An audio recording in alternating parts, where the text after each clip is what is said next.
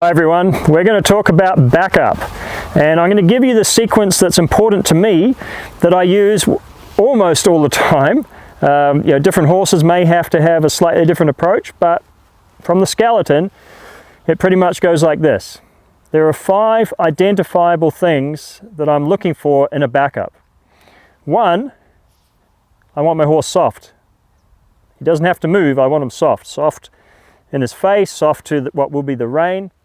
So softness first, then back up, then head position, then a little bit of positive energy in their backup, and then straightness.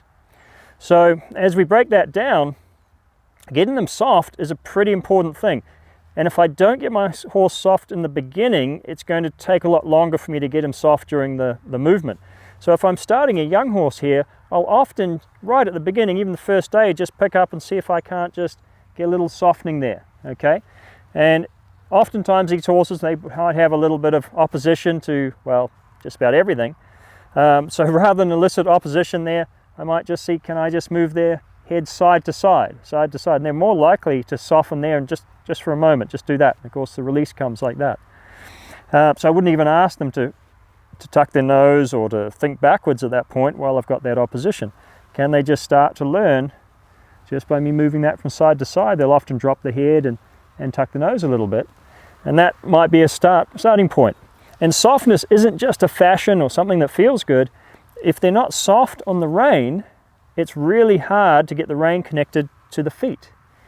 If they're not soft on the rein, it's harder to get control. So they need to soften, they need to have that softening. That's really important to me. Once I have that, then I'll think about backing my horse, okay, or that particular horse. And if they lose the softness in the backup, that's my priority still. I just go back to that as a priority. If I pick up on a horse that knows to back up, but has learnt to back up with his nose forward and pushing and leaning, this happens a lot because it is a lot easier just to teach the backup and not worry about the softness. Believe me, it's a lot easier just to teach your horse to back and lean into that halter at the same time. I won't release for the backup. I'll only release when they get soft. And oftentimes what happens is I teach the horse not to back up. So not what everybody wants. But it is so important to me that they soften first. So we get that going first, then we introduce the backup, prioritize the softening, and then we get to a point where they can back up and retain some softness. And they're probably backing up and they're soft and the head might be too low. That's typical. And they're going crooked. And that's typical. Those are other things to worry about another time. Once I've established that he can back softly, then I start looking for a horse getting the sort of head position that I want to ride. And that generally is pole higher than wither. For this horse, that's a bit easier anyway. For some horses, it's not so easy. And a lot of that's going to come down to how I hold the rope and how I use the rope when I'm asking for this backup anyway. So that's the third thing that's important to me. And you'll also find, as far as the pole height goes, once we get to getting some positive energy in there, that will also aid that. So that's the next thing, is getting some positive energy and some giddy up in the feet. If they start getting faster, they start getting lighter in the feet, then you can steer them a lot easier, which is why straightness is my last of the 5 things in my sequence. It is easier to get a horse going straight, whether it's forwards or backwards, once you can turn them. And it's easier to turn them once you've got them light in their feet, so they're putting a little effort into it. So your turning is your counterbalance to a horse going crooked. And I think every horse I've ever initiated a backup with has gone crooked to some degree. Okay, and it's very natural for them to step a little bit more with one hind than the other and step out a little bit more with one hind than the other. Those are very natural things. So it's going to happen. I don't get to worrying about it. But once I've got them light in the feet, then I can start influencing their direction. Once I can influence their direction, I can back them straight. So that is it.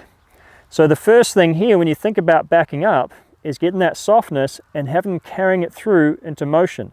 So a challenge for you, a goal that you could have, and I certainly have the goal with every horse of mine and every horse I train, is to be able to use steady pressure, so pressure through the lead rope, that the same sort of pressure you'd use in your rein, to back my horse up without closing my hand. So I want to take hold of that rein, that lead rope, and have them back off that. So I'm going to get my horse here, see can he actually back up without me closing my fingers. Now, Of course, that happens because you have closed your fingers when you needed to, and you've released as the horse has softened. Okay, so that's how that happens. It's not a magical thing. You put some time and effort into that, you've been consistent, and the horse understands it. So I'd like that to be your goal also. And we've got some interesting videos of a variety of horses that we're going to use as we take them through these 5 things. And I hope you enjoy them, and I hope you see that you can then apply it to your own horse and get some better results with your own horse. Good luck.